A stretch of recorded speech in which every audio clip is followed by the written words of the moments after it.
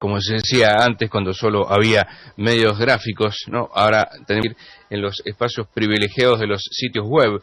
Inflación en la mira, gobierno lanza nuevas medidas para contener los precios. Se lee a esta hora en lo más alto del sitio Ámbito Financiero, ámbito.com. Entre las tres notas más leídas de El Economista, leemos: la inflación acumula 20% y los alimentos no ceden.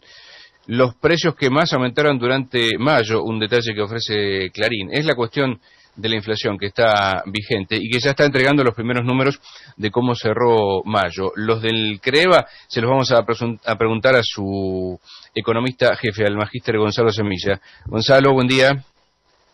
Buen día, ¿qué tal? ¿Cómo les va? ¿Cómo estás? ¿Bien? Bien, gracias. Espero que ustedes también. Bueno, sí, aquí estamos para conocer las cifras que les dio el indicador y las comparaciones habituales para ver en qué momento estamos, no solo la foto, sino también cómo marcha la película. Perfecto, bueno, mirá, lo que nos arrojó a nosotros en el mes pasado, mayo, fue 3,2%, es decir, una variación del nivel general de precios de 3,2%. Cuando solo lo comparamos con el mes anterior, el cual había sido 5,2, claramente se observa una desaceleración. De todas formas, no hay que descuidar que 3,2 son números altos, 5,2 era altísimo, había sido el número más alto del año, y 3,2 si bien es más bajo, es como lo estás diciendo vos, lo estás mencionando, no ceden los precios, a pesar de que es una preocupación saliente del gobierno, no logra contener la suba de los precios y realmente el contexto económico es bien complejo, digamos, como que nunca tampoco se dio no cuesta mucho ir hacia la normalidad de la economía, porque tenemos muchos frentes abiertos y hoy para el gobierno empieza a ser un tema que les preocupa demasiado, porque digamos, eso se refleja en el bolsillo de los consumidores. Hay mucha volatilidad de precios, el acumulado ya nos está dando un poquito más del 20%, vos hablabas recién del 20%, así que tanto en nuestra IPC local como alguna consultora de Capital Federal, incluso el INDEC, que lo va a estar dando dentro de 10 días aproximadamente, no va a estar muy alejado del nuestro, va a ser 22% acumulado, y el interanual ya estamos en el 43%. Y ha pegado, digamos, el año pasado vino bajando sistemáticamente el interanual hasta que llegó a su punto mínimo en diciembre del año pasado y a partir de ahí comenzó a escalar. Y no sabemos bien cuál va a ser el resultado final, aunque las proyecciones marcan cerca del 50% a fin de año. Se podría hacer hasta una semejanza con lo que ocurre con los contagios, ¿no? Que se mantienen en una meseta muy alta todavía. Este es un dato que vos estás tocando, es un dato clave, porque hace, no digo un año atrás, pero sobre fin de año yo creo que nadie, incluso cuando el gobierno hizo las estimaciones y proyecciones para el 2021, el que calculó cerca de un 30% de la inflación, caída del déficit fiscal, de caída del gasto público, también pensaba que el escenario en cuanto al COVID y la pandemia va a ser bastante distinto a lo que estamos siendo un país muy observado a nivel internacional porque no logramos contener la escalada, incluso con los 9 días de fase 1 y ahora no logramos bajarlo, estamos viendo digamos números muy altos, lamentablemente muchos fallecidos. Nosotros que estamos en tema números, yo lo que digo es 500, 600 muertes por día equivale a 2 Boeing 747 gigantes que lamentablemente caen todos los días. Es decir, son 2 Boeing que todos los días sistemáticamente caen o se estrellan en tierras argentinas. Es una locura absoluta. Si un avión caía en el mundo nos llamaba la atención, acá todos los días nos están cayendo 2 aviones. Y eso es un dato que está descolocando el gobierno. No lo puede contener y cuando no lo puede contener hay restricciones de circulación, hay restricciones de producción, la gente se enferma, las empresas no trabajan, como que obliga en cierta forma a aparecer la asistencia pública nuevamente cuando no lo tenía en cuenta. Entonces esto complica todo el resto de la logística argentina e impacta en los precios también. En los valores de mayo, en el análisis que encuentran de significativo, hay como siempre un poco de todo, ¿no? También hay que ver la época del año, hay sectores que tienen mayor movimiento que otro en otro momento, ¿no? A ver, lo que nosotros observamos, o que yo diría que nos puede llamar un poco la atención, es capítulo de educación fue el que traccionó, tuvo un aumento del 5,8, que no es normal para esta época del año, suele ocurrir en febrero y más en marzo, pero sí observamos que algunas cuotas de colegios privados y algunos otros servicios educativos como cursos de computación, idioma, etcétera, hicieron un pequeño ajuste. Y eso traccionó a que el capítulo tuviera un 5,8%. Transporte y comunicaciones fue el segundo, con 4,6%. Como verás, son valores muy altos. Y básicamente en esto fue casi 16% en transporte de corta distancia, nos refiero más bien a taxi, casi 11% en seguros, 6,6% en combustible, 4% en autos 0 kilómetros, es decir, son aumentos importantes. Le sigue esparcimiento, más que nada con 7% en diarios, 4,5, 4,6 en revistas, no solamente físicas las revistas, sino también algunas suscripciones por web. Y después tenemos el capítulo de alimentos y bebidas, que en los últimos tiempos habían estado liderando, ahora se nos presenta con un 2,8, pero cuando desmenuzamos un poco ese capítulo vemos mucha volatilidad. A ver, leche en polvo con un 16,6%, pasta frescas con un 10%, té con un 9%, arroz con un 8%, yerba con un 8% casi, pan con un casi 7%. Son valores muy altos y que, como lo estamos diciendo, esto después repercute en las canastas de consumo de las familias.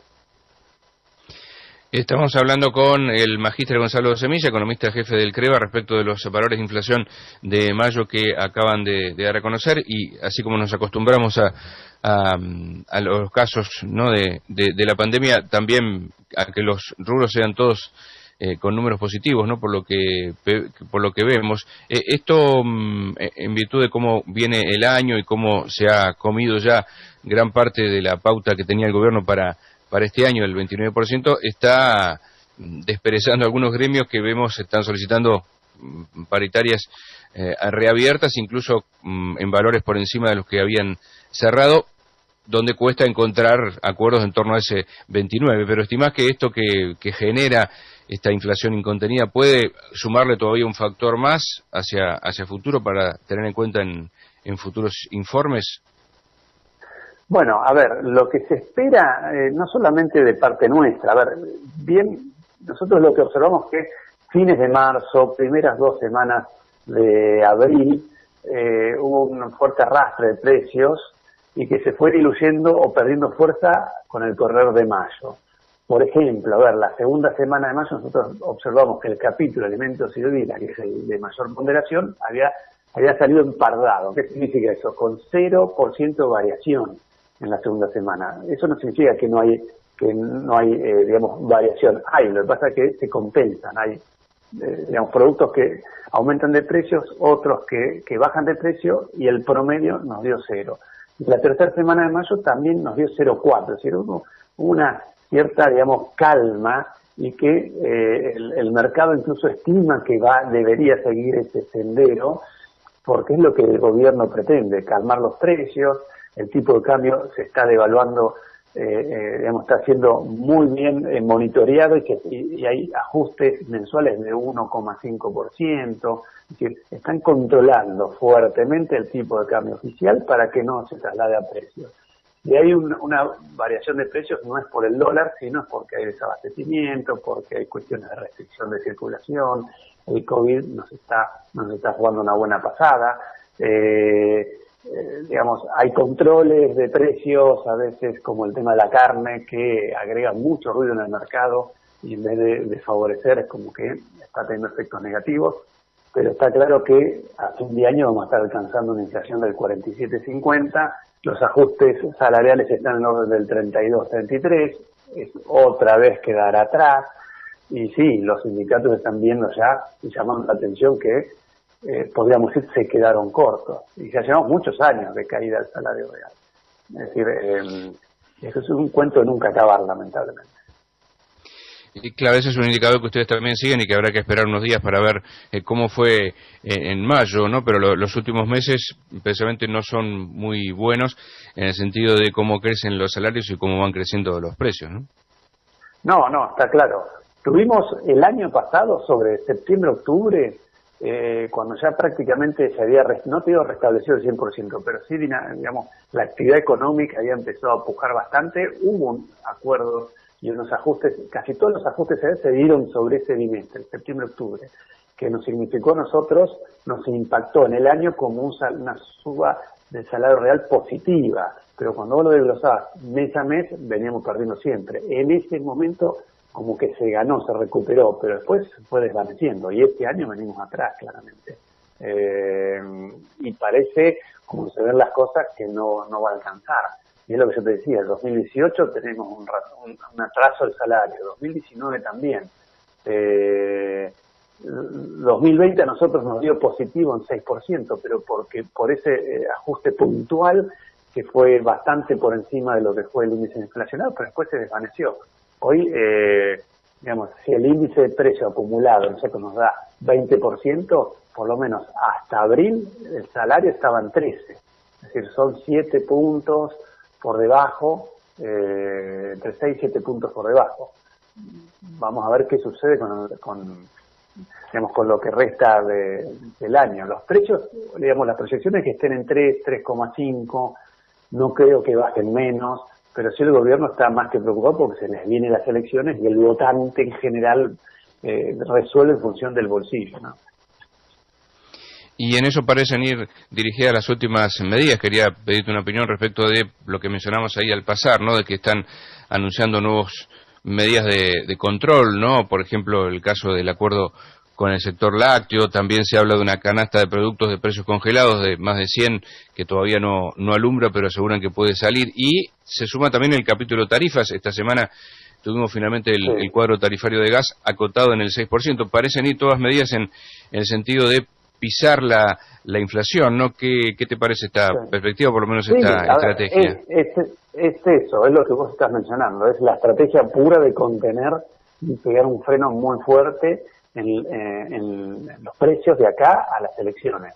Que, digamos, demostrar que el gobierno puede controlar la economía, controlar el sistema de precios de toda una industria es muy complejo, tiene que haber acuerdos, los acuerdos llevan tiempo, cuando el tiempo pasa y no hay acuerdos hay más quizás imposiciones y eso no gusta, pero está claro que digamos, las tarifas es algo que se pensaba que se iban a ajustar a principios de marzo, no ocurrió, después dentro del ala del gobierno algunos pensaban cerca de un 18-20% de ajuste, por otro lado, digamos, fuertemente mencionaban que no era el momento de hacerlo, con lo cual terminó ganando esa postura de frenar los ajustes tarifarios, o por lo menos tener el del gas en 6-7%, que no incida tanto en los bolsillos de los consumidores, y lo que decís vos, precios subsidiados también, lo que es la industria láctea, que ha venido subiendo de una manera muy fuerte, por lo menos a nivel acumulado de principio de año hasta ahora, tenemos un poquito más del 50% en lo que es la leche fresca. Son valores muy altos de consumos muy específicos y básicos. Entonces, bueno, precio subsidiado implica no bajar el gasto. COVID y lamentablemente la permanencia en las planas internacionales de aumento del caso de COVID en Argentina implica mayor gasto. Entonces, bueno, si está dispuesto a aumentar el gasto en ese sentido para calmar la inflación básicamente, y que la gente no esté tan apretada en los próximos meses. Pero digamos, el aumento ya se dio, ese es el tema, y cuando las empresas ven que va a haber un acuerdo, se adelantan, eso lo hemos aprendido en economía, se adelantan, descuentan ese acuerdo y lo que hacen es aumentar antes. Esto nos pasa en Argentina con bastante frecuencia. Así es, y no se le encuentra una salida definitiva. Gonzalo, como siempre, muy amable por esta comunicación con la radio. Gracias a todos ustedes, un abrazo a todos, adiós. Un saludo, gracias. El magíster Gonzalo Semilla, egresado de la Universidad del Sur, economista jefe del CREVA.